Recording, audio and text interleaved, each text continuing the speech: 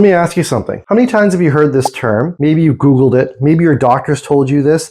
Maybe you researched it. Maybe your friends told you this. I've slipped a disc. I have a slipped disc. We've heard this term. Now I'm going to tell you something that is a game changer. You cannot slip a disc. That is anatomically impossible. Your discs do not slip. They do not slip out of place. So that means that your understanding of what's going on may be limiting you with how to help it get better. Watch this video today, because today I'm going to guide you through why you can't slip a disc, what is actually going on, what you can do to help understand what it is, and more importantly, take better care of it and help it get better. So follow my video today, because what I tell you today could change everything in terms of your line of thinking. My name is Dr. Aly Shariff. I'm a local chiropractor in Oshawa, Ontario. My clinic name is Infinite Healing Chiropractic and Wellness Center. And many times I've had patients walk into my clinic or walk in with a slip of paper or an MRI report or what it may be and look at me and say, my doctor told me I slipped a disc. And I understand, okay, now I know where you're coming from and where you may be limited in your knowledge of what's actually going on. So I'm going to explain to you today on what a slip disc is. So if you're new to this channel, I'm going to ask you to like this video. I'm going to ask you to subscribe to this channel, because that way you're going to be informed when I have new videos coming up. And I'm going to be doing a lot of videos on discs and disc herniations, disc bulges, as well as slip discs, so you have a better understanding of what is actually going on and how you can take better care of yourself. So let's start.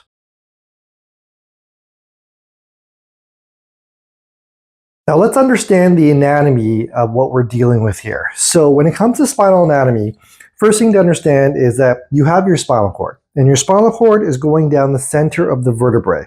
That's this orange band you see here coming down the center of the vertebrae. You'll also see on the sides these spinal nerves. These are the nerves that are given out by the spinal cord on either side that are innervating your whole body. Now, when we're understanding this, we also got to understand that within those vertebrae, between those vertebrae, are your spinal discs. And those discs, well, those discs are like shock absorbers. And that's a term that's used. And it's a very common term, and it's an accurate term, because they do handle the compressive load on the body. But let's understand what that disc is a little more. So let me grab this model here. Now, with this model here, I can break it down for you, and you can see that's the vertebrae, that's the disc. Now, if we actually open this up, when you look at that disc, it's like cutting a tree. When you're cutting a tree, you're going to see these rings around that center area. And that ring, those rings are what you see in here too. In the disc and stuff, you see these rings. And what they're called is the annulus fibrosus. And these are very, very tough fibers, very rigid. But in the center of those rings, there's a jelly-like substance called the nucleus pulposus. Now, the nucleus pulposus is made up of water, proteoglycans, as well as type 2 collagen. But it is 70–80% water. There's your shock absorber.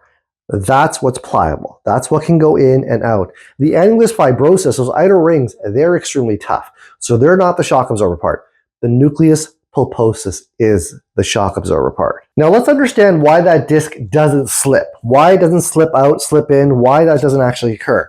It's because the disc is anchored in place by the end plate of the vertebrae, and they're cartilaginous, so it's structurally in there, okay? The other thing too is that along the front of the vertebrae and the disc and behind them is what's called the anterior longitudinal ligament and the posterior longitudinal ligament. So there are these two ligaments that are coming right along the spine, the front and the back of it, holding that disc in place. So there is no way anatomically that disc can actually slip out or slip in. So the terminology slip disc is incorrect. So taking that knowledge of what I've given you, understanding that there's a ligament on the front of the spine, there's a ligament on the back of the spine, there are this cartilaginous end plate that the disc is attached to. Can a disc actually slip out like a wet bar of soap in your hands? No, it can't. It's physically impossible. And there's no literature out there that actually states this. If you look at any peer-reviewed journals, anything out there, anything that's been written about discs, there's nothing that shows that a disc actually slips. So that's incorrect terminology. Yet, what are we talking about when we are talking about a slip disc?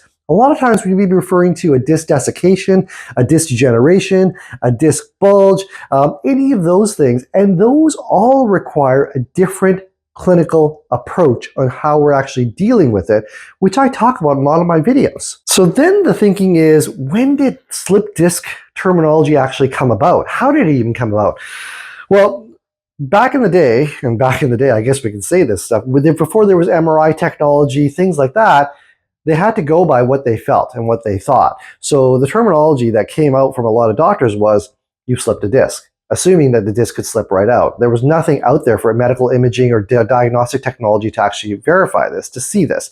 So therefore, people thought that that was the right terminology, and that stuck to today. People still use that terminology.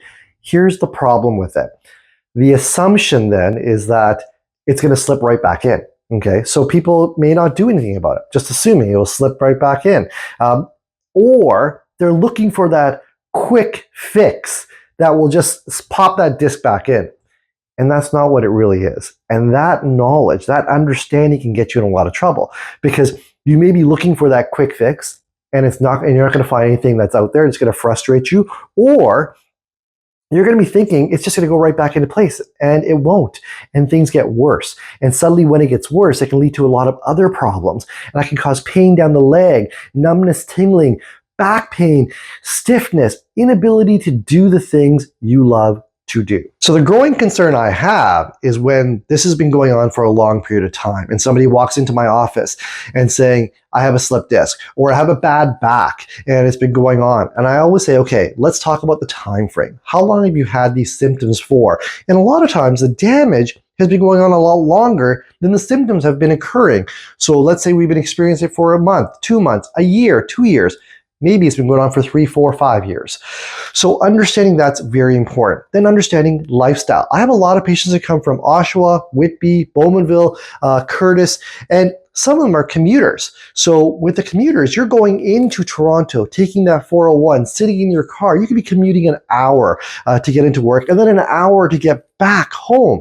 And that commute, that sitting, could be causing stress. The person who's doing the desk job, they're going to be sitting for long periods of time at home and stuff, doing that work. And when they're doing that work, what are they doing? They're sitting, the shoulders are rounding forward. That creates extra tension on that back too, in that flex position.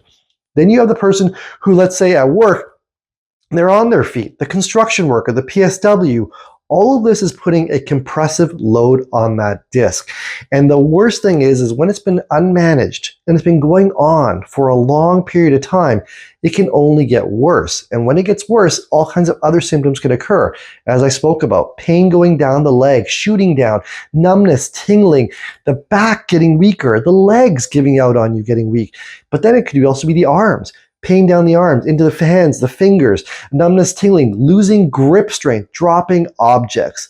All of these can become a growing concern, and the more damage there is, the more work that needs to be done.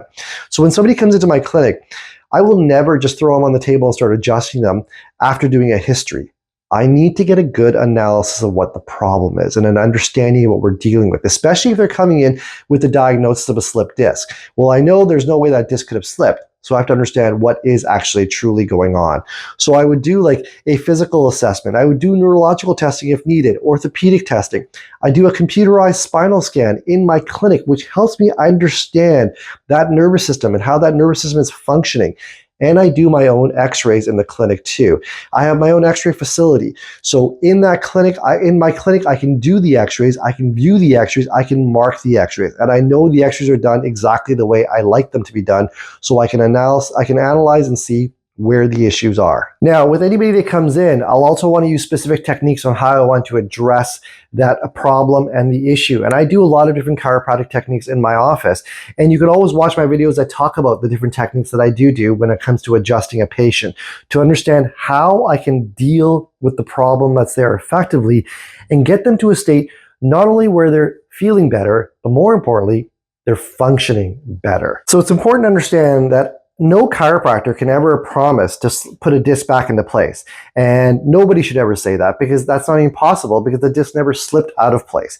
It's understanding what the true root problem is and understanding what the solution is from understanding what the problem is. And that's where a thorough analysis needs to be done. And that's an important thing. And knowledge is power. And that's why if somebody uses that term slip disc now with you, hopefully you'll be able to turn around and say, no, that disc couldn't have slipped. There's probably another problem that's going on, and we need to understand what it is so we can figure out what the solution is. So hopefully you found this video educational, and I would ask you to like and subscribe to this channel as I'm going to keep on giving you more videos. And I'd actually ask you to tune into my next video, which goes over different things on how you can take better care of yourself. Keep watching. Looking forward to educating you. My name is Dr. Aly Shariff with Infinite Healing Chiropractic and Wellness Center. I'm a local chiropractor in Oshawa, Ontario.